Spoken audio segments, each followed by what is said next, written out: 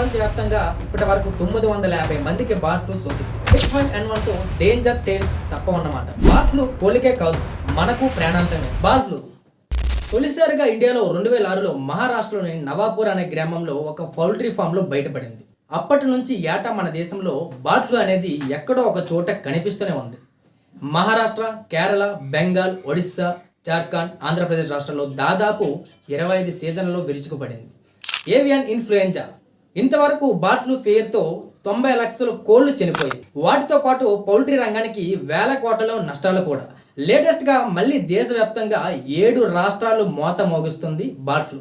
ముఖ్యంగా తెలుగు రాష్ట్రాన్ని కుదిపేస్తుంది bird flu virus.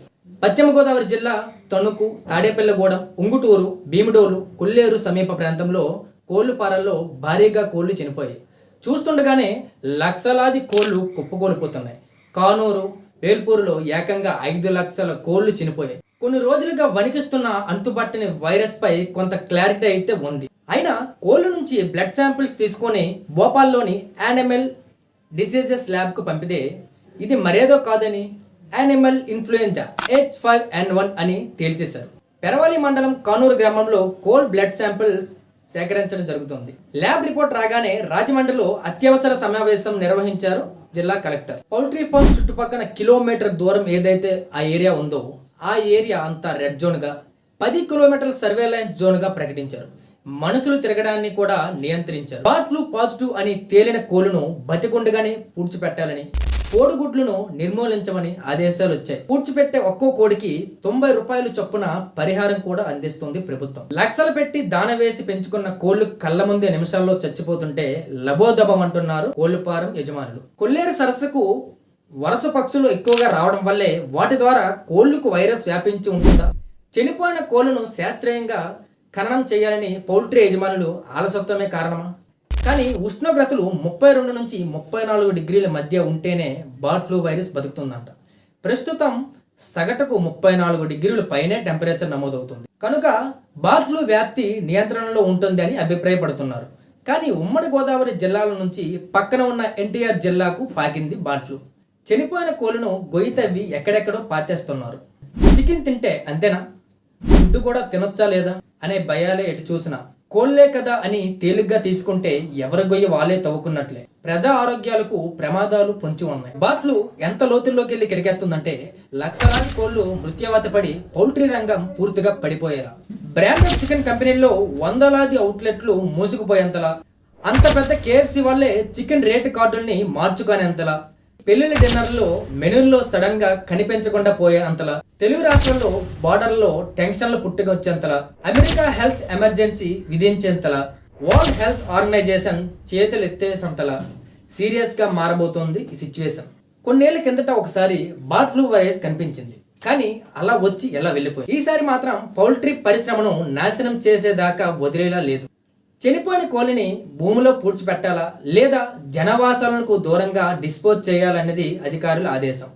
పశుసంవర్ధక శాఖ ఎంత అప్రమత్తమైన, ఎన్ని చర్యలు తీసుకున్నా అధికారులు కళ్ళుగొప్పి కోళ్లను మాయం చేస్తున్నారు పౌల్ట్రీ ఓనర్లు. పశ్చిమ గోదావరి జిల్లాలో కొన్ని చోట్ల బర్డ్ ఫ్లూ వైరస్ను గుర్తించిన పౌల్ట్రీల నుంచి గుట్టు చప్పుడు కాకుండా కోళ్లను తరలిస్తున్నారు. కనిపిస్తే కోళ్లను చంపేస్తున్నారనే భయంతో రాత్రికి రాత్రే ఇతర ప్రాంతాలకు సర్దేస్తున్నారు. దీంతో బర్డ్ ఫ్లూ వ్యాప్తి సులభంగానే జరిగిపోతుంది. అటు ముందుగానే మేలుకున్న పొరుగు రాష్ట్రం తెలంగాణ సరిహద్దుల్లో 24 గంటలు చెక్ పోస్టులు ఏర్పాటు చేసి ఏపీ నుంచి రవాణా అవుతున్న కోళ్లను తిప్పి పంపుతున్నారు తెలంగాణ రవాణా శాఖ అధికారులు. చెక్ పోస్టులో 3 షిఫ్ట్లు పనిచేస్తూ పూర్తి నిఘా పెట్టారు. బర్డ్ ఫ్లూ పూర్తిగా కంట్రోల్లోకి వచ్చే వరకు ఇలానే కొనసాగుతాయి. సో కోళ్లు వ్యాన్లు తెలంగాణలో నో ఎంట్రీ అన్నమాట. ఆ రేంజ్ లో ఉంది తెలుగు రాష్ట్రాల్లో కూడా. ఉంటే ఉన్నాం, పోతే పోయాం, ఎలాగైనా తినేయ, నాతో పాటు ఇంకో 10 మందికి అంటించదొబ్బాల అనే బ్యాచ్ ఉంటుంది కదా, వాళ్ళు మాత్రం పాటించాల్సిన జాగ్రత్తలు. ఇది వాళ్ళకు మాత్రమే అనుకుంటున్నారేమో. చికెన్ వండుకొని తినడం వల్ల ఎవరికి ఎలాంటి వ్యాధులు ఎవరైనా తినొచ్చు. చికెన్ తినకూడదు, ఎగ్ తినకూడదు అనే వచ్చే న్యూస్ అంతా నమ్మకూడదు. ఇది కేవలం ఒక అపోహ, ఫేక్ న్యూస్ మాత్రమే. పైగా ఈ వైరస్ ఒక వ్యక్తి నుండి మరో వ్యక్తికి సోకే వైరస్ అయితే కాదు. ఇలాంటి అపోహాలు ఏమి పెట్టుకోవద్దు. చికెన్ను 160 ఫారెన్ హీట్లో వండుకోవాలి. కానీ చికెన్ కడిగేటప్పుడు జాగ్రత్తలు వహించాలి. ఎందుకంటే చికెన్ నుండి వచ్చే వ్యర్థాలు ఏవైతే ఉన్నాయో వాటి నుండి మాత్రమే ఈ వ్యాధి వస్తుంది కానీ చికెన్ తింటే వచ్చే వ్యాధి అయితే కాదు. చికెన్ కడిగేటప్పుడు కొంత జాగ్రత్తగా ఉండాలి.